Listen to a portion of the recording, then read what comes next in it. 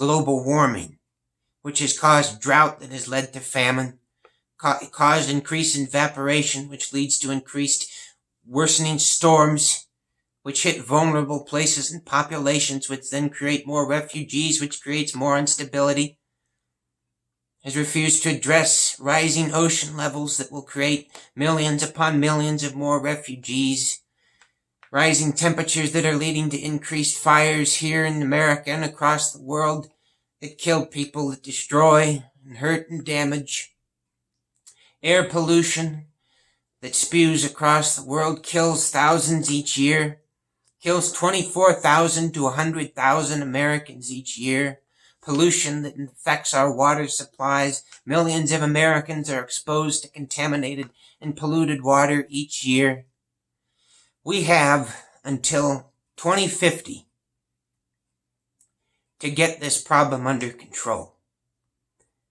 We have until then only a few decades to reverse the warming of this planet below a threshold that, if we do not, will literally mean the possibility that life could go extinct on this planet. So therefore, you would think that any real leader would have this as his number one priority. But once again, not only has he ignored this, he's done every single thing sickeningly to worsen it at the very time we need it most. So once again, I'm going to read through this litany of horrific things.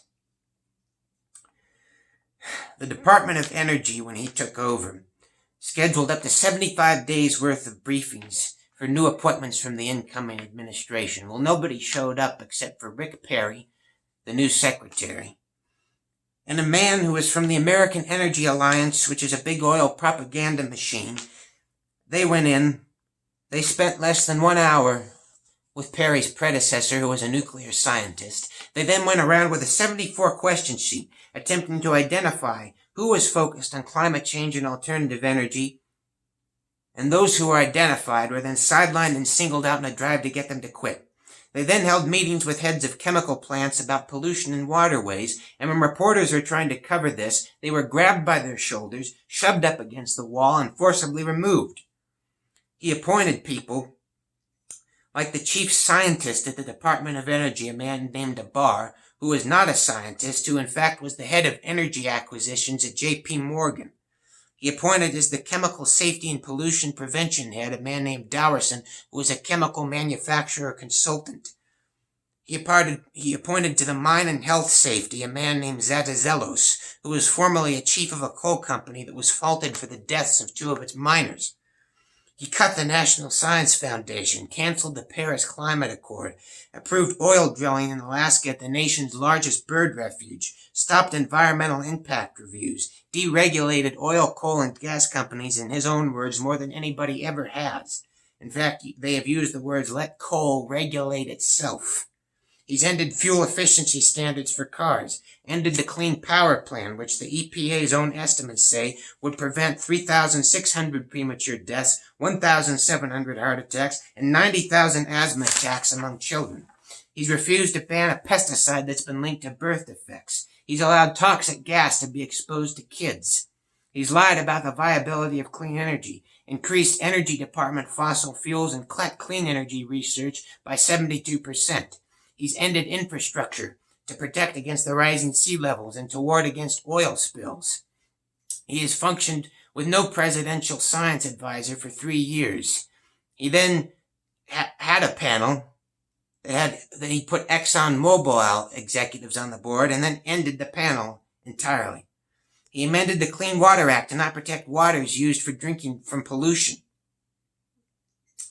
He canceled limits on the pollutants that power plants can dump into waterways, ended the stream protection rule, made cuts to sewage systems, had the EPA remove global warming from its website, attempted to erase federal climate data that was only stopped because 200 scientists showed up at UC Berkeley and prevented them from doing it.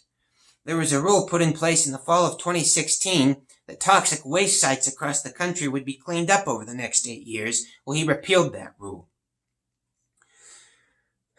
He cut forest services and wildfire preventions in California when he got in. He gutted the Endangered Species Act, ended long-term protections on migratory birds, strict protections on 10 national monuments. He repealed the inspections on mines for safety. He made energy companies no longer have to be required for captioning methane leaks. He instituted measures intended to cripple solar installation, high tariffs on imported solar panels, and a clean car rollback.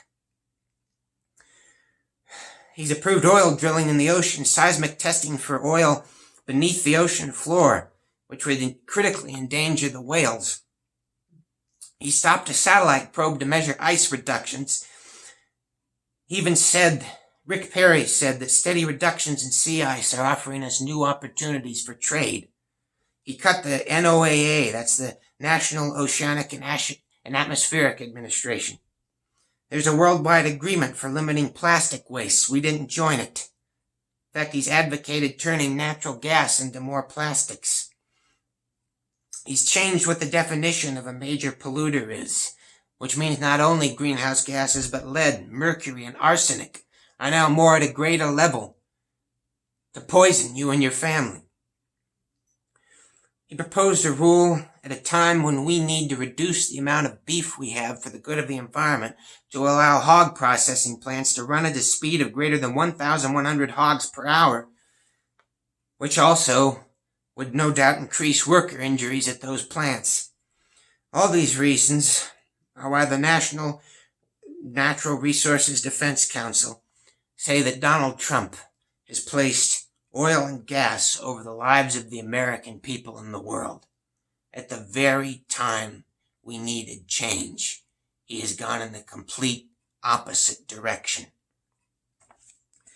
Now, the defense he gives for this is that this supports energy jobs. Well, for every 2 coal jobs supported by these policies, the study of his own administration concludes that 1 American would die.